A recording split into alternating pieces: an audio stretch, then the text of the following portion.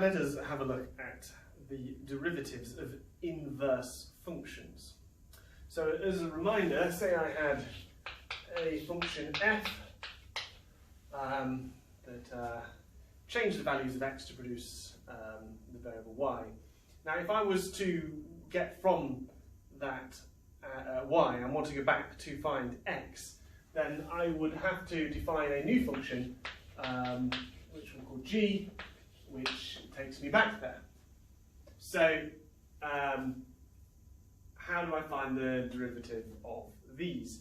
Now there's a little trick here. We need to consider dy by dx derivative. Well, what does it actually equal? Well, this is perhaps the most useless expression ever used in the world. It equals itself. Obviously, it is what it is.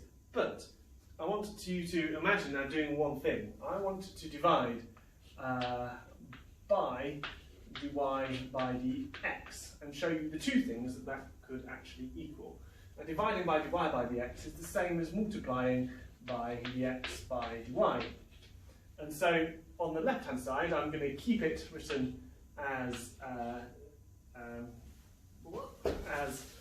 dy by dx, and then multiplied by dx by dy. But on the right hand side, I want to kind of show you that anything multiplied by itself, sorry, anything divided by itself is going to equal 1. And actually both sides are equal to 1, that is why this side is equal to 1. And so this expression is going to help us find the derivative of an inverse function. So first of all, let's explore this limit. As the increment x goes to 0, then the increment y is going to go to 0. And so we can write it out in the form of dy by dx and dx by dy equals 1.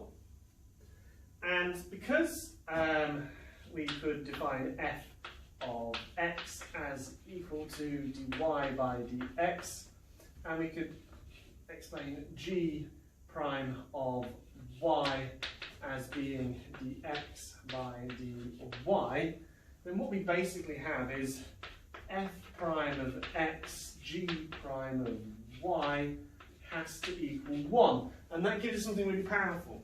What we can do is we realise that g prime of y, or the derivative of the inverse function, is 1 over the derivative of the non-inverse function, the straightforward function. And what we can do is we can go one step further and actually substitute in what the derivative of the forward function actually is. So it would be f prime of bracket, and because x is right up there as g, the function g of y, then we can substitute that in there. You want an example, I can tell you. Imagine that we had an example y equals x squared. Then what we must first do is find out what f prime x is equal to, and that is equal to 2x. And so therefore g prime y is going to be 1 divided by 2 times x, and x is defined as g of y, so g of y. Now in this case, what does that mean? What is g of y? Well, if y is x squared, x must be square root of y, or y to the power of a half. So we can substitute that in to g of y, and so we find that the derivative is 1 over 2y to the half. Now we can use this to find the derivatives of any of the inverse sine or inverse cos, or just a more simple expression like this one here. And let us consider a function y equals f of x. I may be interested in the derivative of this function.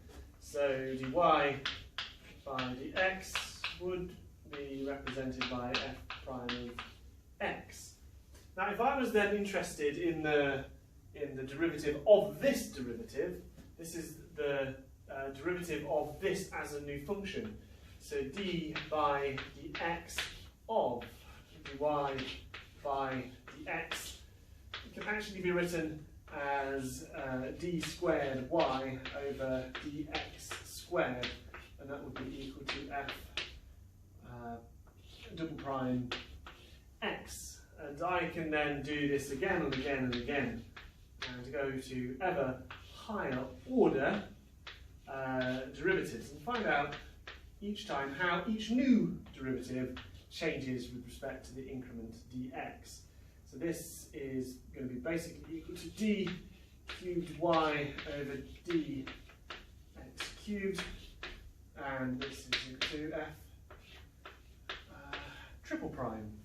Now, of course, what you can clearly see with this is that if I take the derivative of any function whatsoever, then I'm going to, so for example, n y dx to the n, then obviously I'm going to get my next derivative will be d to the n plus 1 y over dx to the n plus 1, and this will equal f to the brackets n plus 1 of x.